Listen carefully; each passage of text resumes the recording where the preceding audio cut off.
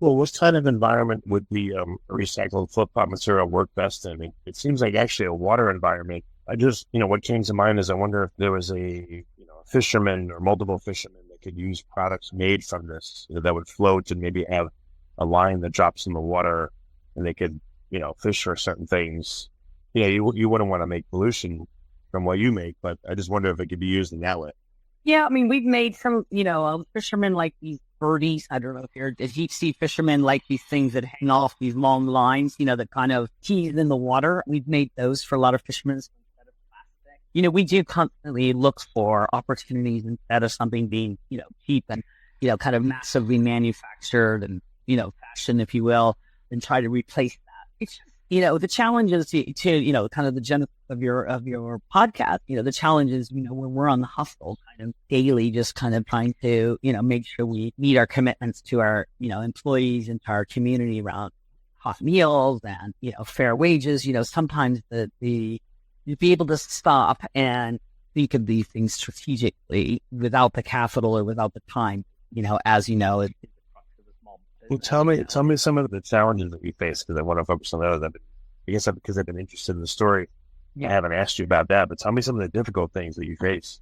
I would say, you're dealing with handmade artisan products, right? So it's kind of everything, every one of our artists were previous wood carvers.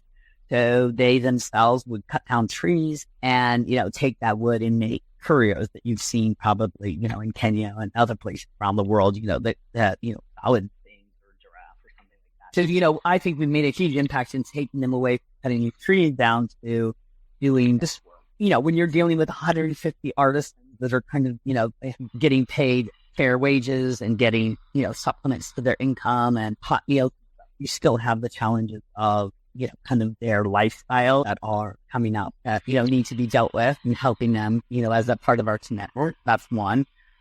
Cash flow, we are not in a necessity. My previous life, it was always value selling. How do you take the software, the solution, kind of go to the market?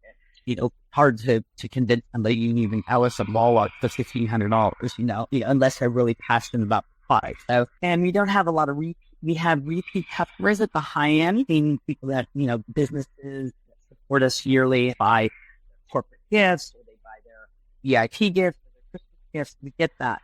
But in general, we're not a product that the old 80%, rule where 20% are making 80%. We're pretty much always having to look for new people to hear our story, new buyers, so our acquisition costs run high. The other thing is, our market, we make everything in Kenya, but like the biggest market, obviously, is the United States. Well, kind of being a small company, is having to set up a fulfillment, having to hire, quote, Americans here to do marketing, with the cost basis, is the strain on, the overall business.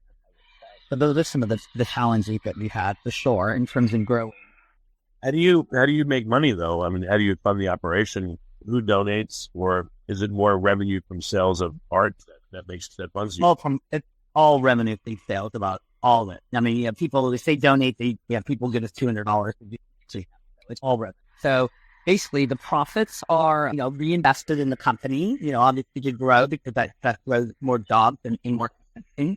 We give nearly 20% back into the community. I have an employee welfare program where money is almost like a 401k. They can borrow from that. They can distribute from that, put money into that.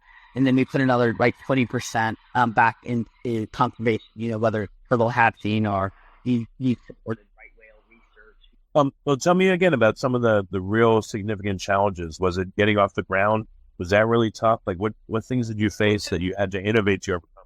Well, I think what happened for me, my real challenge is when I took this over, and it was, just a slave, kind of had been abandoned by the founder. And, but what she did, which was, I think, the biggest mistake, was looked at this as a very sustainable kind of tie plush toys business, and not taking the level of handmade, artisans into account.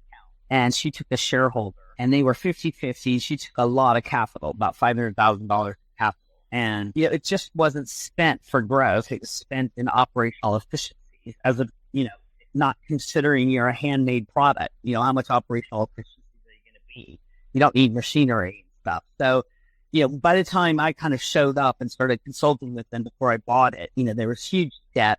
There was huge promises that had been made to the people, to the market that weren't being kept. So, to me, it was like kind of taking my history of, business process and, kind of business consulting and layering that on this, making this social enterprise actually operate, to some level of efficient, kind of with some true transparency and kind of growing.